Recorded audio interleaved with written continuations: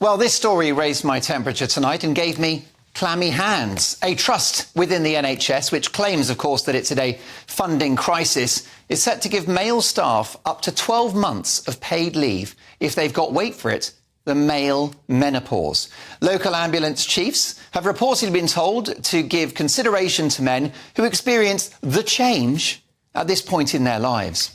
Managers at the trust have been told they should provide additional uniforms, portable fans, change shift patterns and give time off for sick leave for male staff members experiencing these problems.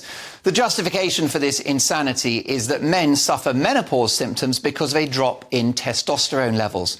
Well, they've got some balls wasting taxpayers' money like this. Yes, apparently when men reach their 50s, they get a whole host of symptoms, including erectile dysfunction and weight gain. No shit, Sherlock. You don't need a year's paid leave or a special uniform. You need to give up the donuts and the pints of lager and go to the bloody gym. The male menopause, do me a favour. This story would be funny if it wasn't so serious. The NHS has stressed that this is not a national policy, but it reflects the culture of our health service now, which is separated from reality. Steeped in gender ideology, which ignores the basic facts of human biology, which is a bit worrying within a health system, NHS leaflets now talk about birthing humans, chest feeders and people who menstruate. It's a health service on its knees financially, with a waiting list of almost 8 million people, employing an army of diversity officers, not a role that will cure your cancer or fix your back pain. The NHS has huge organisational problems too. Far too many middle managers on six-figure salaries. They pay too much for drugs, they pay too much for freelance workers, and they pay too much for someone to install a light bulb.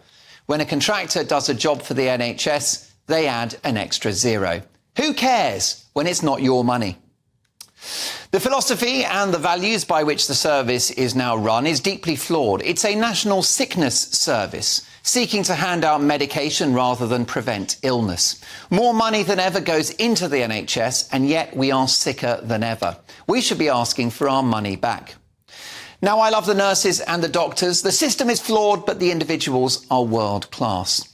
But the decision by consultants on six-figure salaries to go on strike is another reputational blow to our health service and a demonstration of its failing culture.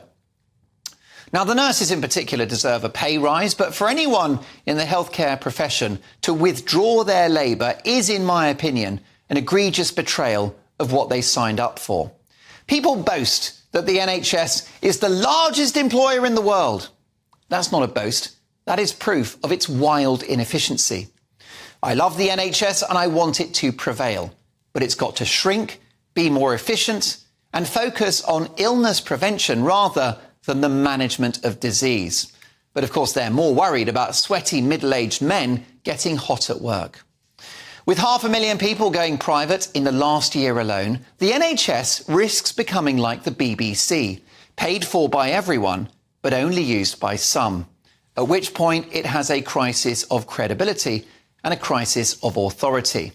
It's not helped by stories like this one, grown men being paid for a year off for their so-called male menopause, whatever that is. I'll be honest, this story gave me a hot flush and swollen ankles. The NHS has lost the plot. It's enough to make you sick. And is it just me? Or is it quite hot in here?